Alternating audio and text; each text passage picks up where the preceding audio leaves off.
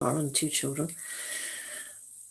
So we start with a young boy who was out with his sledge in the snow.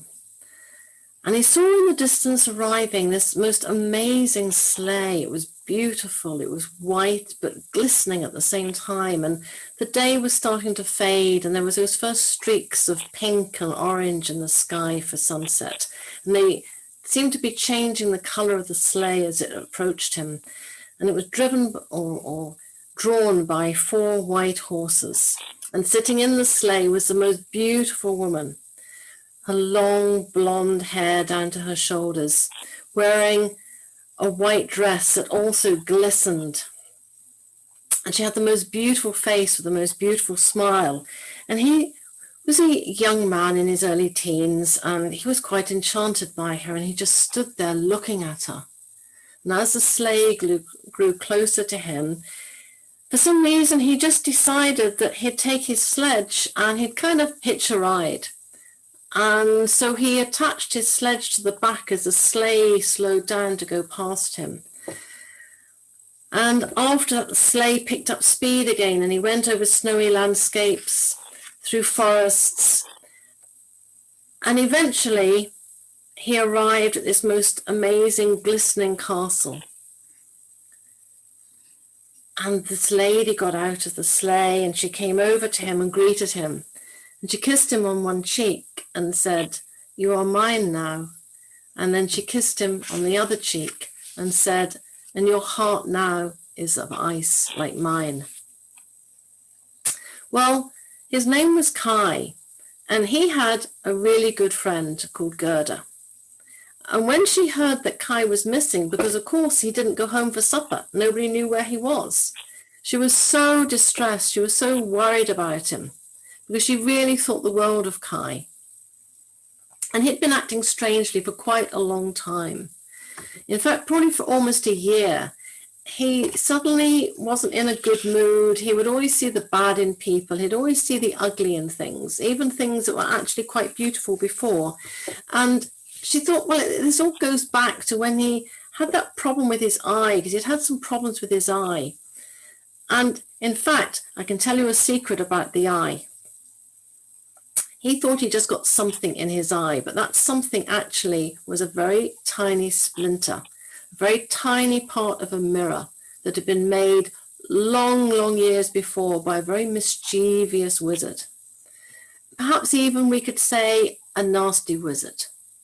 And he had made this mirror that changed everything. If you looked in that mirror, you went from looking lovely to looking ugly, from looking young to looking old.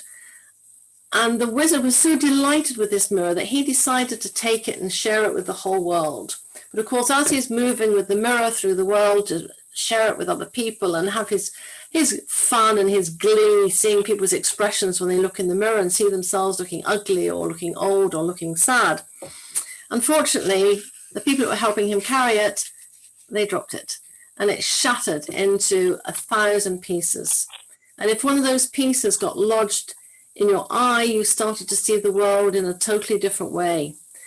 And this is what had happened. One of these pieces had got into Kai's eye.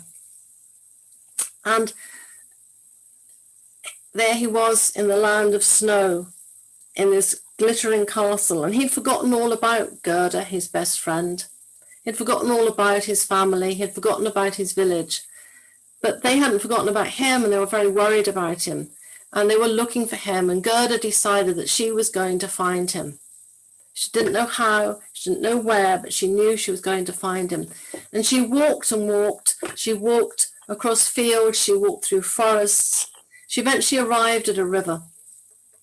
And by happenstance, by the side of the river, there was a boat, and she got in the boat. And the boat drifted off down the river. And eventually it came to a bend in the river, and she didn't have oars or anything to move it with, so she got out of the boat. And this bird flew down, a raven. And she wasn't really accustomed to talking to birds, but he spoke to her. And she was so desperate to find Kai that she answered him and explained who she was, what she was doing, who she was looking for. And he said, I think I know who this young man is. I think he might have recently married a local princess. I'm quite sure of it. If you follow me as I fly along, I could lead you to their castle. It's not too far away. And so she followed the raven as it flew. And they arrived at the castle. She knocked on the door. Princess came to the door, was very welcoming, asked her in, gave her a nice meal. She stayed the night. But of course, her new husband was not Kai. And Gerda was kind of pleased about this because she was starting to realize that she had quite a soft spot for Kai, actually. So she didn't really want him to be marrying somebody. And so the princess gave her a carriage and horses for her to continue on her journey to try and find where Kai might be.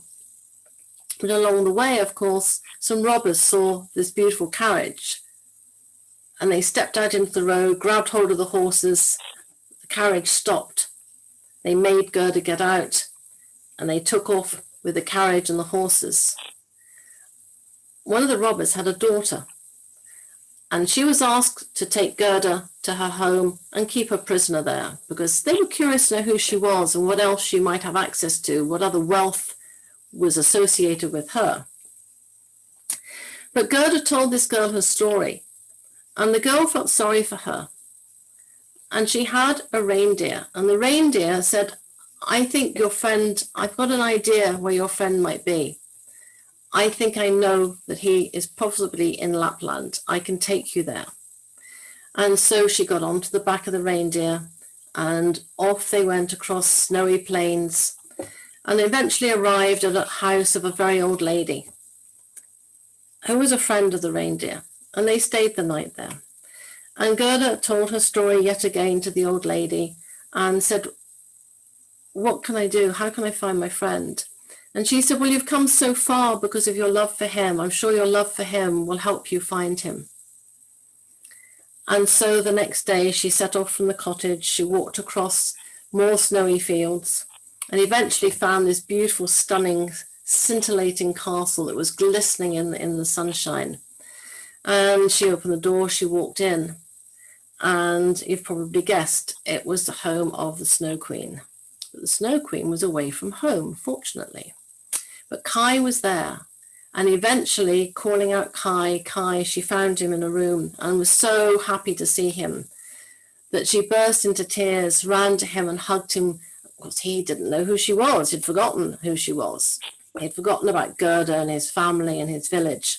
But she was rather attractive, and so he wasn't too bothered that this lady was throwing her arms around him, but why she was crying so much, she wasn't too sure. But of course, her tears, as she came close to his face, started to wash onto his face, and they washed this little piece of mirror out of his eye. And suddenly, his heart began to thaw, and he started to see life as it really is. And yes, of course, the magic or the spell of the Snow Queen wore off. And so they left and they went back home together. And the elderly lady looked at the two children and she said to them, and that is the end of the story. And Gerda and Kai said, oh, Grandma, we love it so much when you include us in our story, in your stories.